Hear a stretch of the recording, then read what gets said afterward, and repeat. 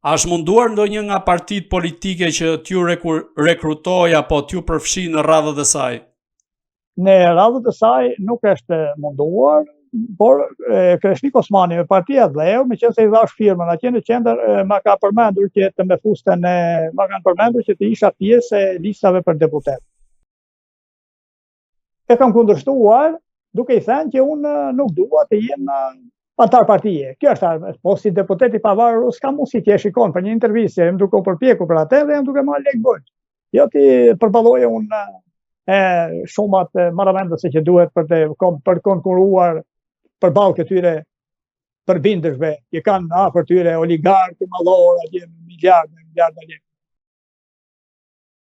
Pasi unë i dhash firmën ati, ki kishte shkuar dhe kishte bërë atje firmën, se donë të firmë për të futur në fushat zgjedhore. Edhe pasi beri atë propozimin për mua dhe kundërshtova unë, kishte shkuar dhe kishte bërë negociata me Berishën. Dhe unë i them, se kam folur randun atje, duke etiketuar me emrat më të keqinj. Po si shkon dhe bën ti me firmën ti me marrëveshje me Berishën, kur Berisha është me Beleri. Pastaj ka folur ai llafet nga me të rënda, që nuk thuhet tani, se është mirë, është edhe darkë. E keqja nuk është aty, as se më bëri mua, as se bëri kështu, as të gjithë atje. Unë kam kërkuar tërheqjen, se do tërheq firmën nga gjykata e Tiranës, kam vajtur atje, do përpilohet një dokument, sapo të kemë Terezinë ekonomike, dhe do e tërheqet e firmën që mos ta kemë të ardhmen atje. Siç kam tërhequr, jam tërhequr nga kandidatura, si se kam planuar kandidaturën për qenë kandidat për deputet. Ki ka bërë një debat atje me Berishën në lidhje me Belerin. Pse Belerin nuk e len? E kuptoni? Pra ki është debati themelor. Pse nuk e lëshon Belerin? Dhe Berisha i ka dhënë një arsyetim. Këtë arsyetim ai nuk e ka ndarë me publikun. Dhe ky është që na lodh neve. Se nëse unë, ju dhe shumë të tjerë do e dini mënyrën se si ka argumentuar gjithë këtë lidhje kaq të shtrenjtë Sali Berisha me Belerin, ne do të dinim të orientohemi ndryshe. Mirë po kjo ka dy kuptime. E pare punës, neve na dëmton si kombë, sepse të vesh për shembull, ta vesh në peshë, të bësh me një anë, e të nxjerrësh matan, të nxjerrësh jashtë përdorimit, s'ka ato, të nxjerrësh Ibsen e Lezin dhe të mbash Alfred Beler, kjo është rënd. Njëra. Ana tjetër, po mirë more, i them unë more, se i thash një liga vetës politike, sa të tjera. Po si guxove ti të mos na e bësh neve publike këtë? Kur ai bëri zgjedhjen midis teje si Kreshnik Osmani, ai sot jam dhe ekspert i sigurisë kombëtare, më kujdi unë, i marrëdhënieve ndërkombëtare. Midis Kreshnik Osmanit dhe Alfred Belerit, ai pranoi me vetdije plot Sali Berisha të mbajë Alfred Belerin dhe ta lëshoi Kreshnik Osmanin. Vetëm për këtë nënvlerësim, vetëm për këtë nënçmim. Duhet që ta kishte bërë publike atë që i ka thënë, jo tha unë atë se bëj publike. Prandaj kam reaguar unë kështu. Po desh Zoti televiz nga vendi, se Zoti është i madh dhe i bën të gjitha. Desh Zoti dhe unë nuk e pranova kërkesën, se sot nuk do isha duke folur në Skype me ju, nuk do më kishe intervistuar. Hajde më rëdi do kishe thënë, se hodhe një dy kokraveza atje, legendje dhe të si të tjeri. Shiko si u bere, mirë po, dhe është Zoti me ndihmoj, edhe po donë, me vonë, do të qëj, o në esër, do të qëj me WhatsApp ose me Messenger, do të qëj edhe kërkesën që më ka ardhur për të me përfshirë në listat për deputet. Zotin Elaj, në vitin 2020, në një intervistë televizive, ju keni bërë një parashikim se si do goditen bandat sipas forcës tyre, duke nisur me Ilir Metën, më pas Sali Berishën dhe në fund Edi Rama. Po, banda me vukit është bëhet e parë, është bëhet Meta. Tani është rrëve Berishën. Edhe ve, pastaj kam thënë për Edi Ramën. Si mendoni se do të përfundoj kryeministri Edi Rama, duke qenë se spaku goditi Ilir Metën, por edhe Berishën me arrest shtëpie dhe tashmë ka mbetur vetëm kryeministri Edi Rama? S'lëvizon, aty jam unë. Siç kam qenë me 4 mars të vitit 2020, ashtu jam edhe sot. Edi Ramës kam bërë, kam thënë unë atë intervistë, siç ja kanë bërë Maradona. E thirrën në Amerikë për të reklamuar kampionatin botror, e thirrën si futbollist i mirë njohur i shquar. Edhe i bën premtim që nuk do ta bëjmë kontrollin antidoping, atë kontrollin kundër përdoruesve stimulantëve, narkotik. Kur u fut atje, Amerika reagoi.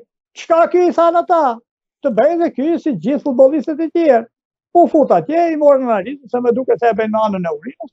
I morën analizën, doli me doping dhe pastaj bëri, u bë anti-amerikani më i madh Maradona. Edhe ky e ka filluar me dumanin, ky Rama. Kam për ta marrë, kam për t'ja falur.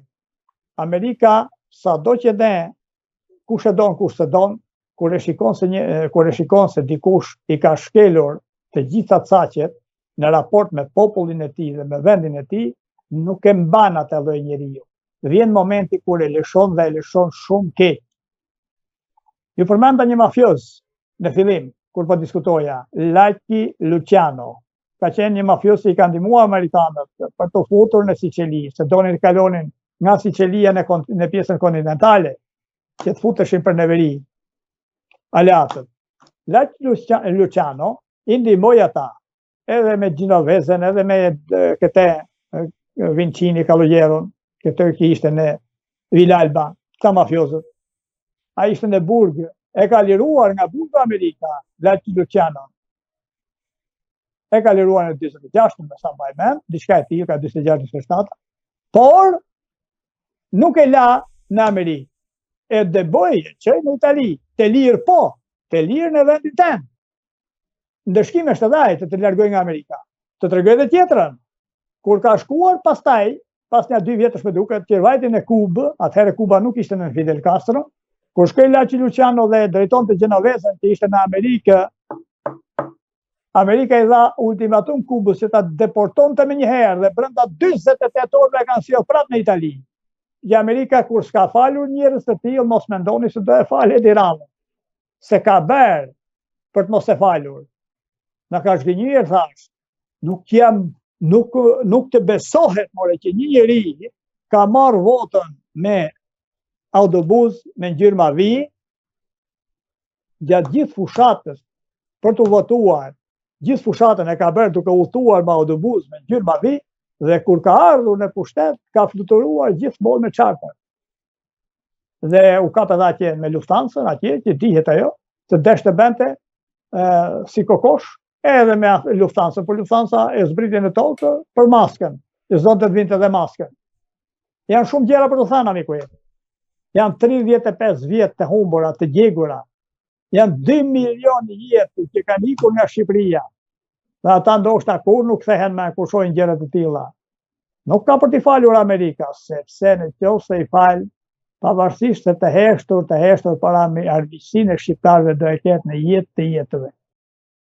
Sa rrezikon kryeministri Edi Rama nga amerikanët, duke qenë se ai dyshohet si i përfshirë edhe në dosjen e ish agentit të FBI-s Charles McGonigal?